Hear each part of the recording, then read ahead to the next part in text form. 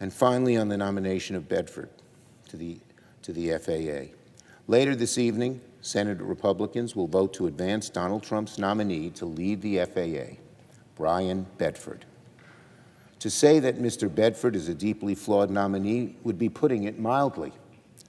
Throughout his career as an airline executive and during his hearing, Mr. Bedford has shown a callous disregard for the 1,500-hour rule and even refused to commit to protecting the rule if confirmed. I worked long and hard with the families of Flight 3407 years ago to establish the 1,500-hour rule after they lost all their loved ones on a tragic plane crash that occurred on a winter's night in Western New York. They have worked so hard, and they are so proud of their accomplishments.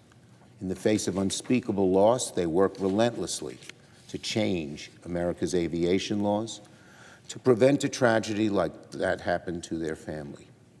Today, the 1,500-hour rule is the gold standard for pilot training. So affirming the 1,500-hour rule should be the easiest thing in the world for someone nominated to see the FAA, to oversee the FAA. But Mr. Bedford failed again and again to do so. Weakening the 1,500-hour rule is dangerous and could cost lives. With aviation safety top of mind, Americans don't want pilots with less training, which would happen if the 1,500-hour rule were not extended, were repealed, or not enforced. Americans don't want the FAA weakening safety standards, but I fear that is precisely what Mr. Bedford will do: weaken the 1,500-hour rule, weaken safety standards, and prioritize profits over passenger safety. The American people deserve far better than an FAA administrator who isn't fully committed to their safety.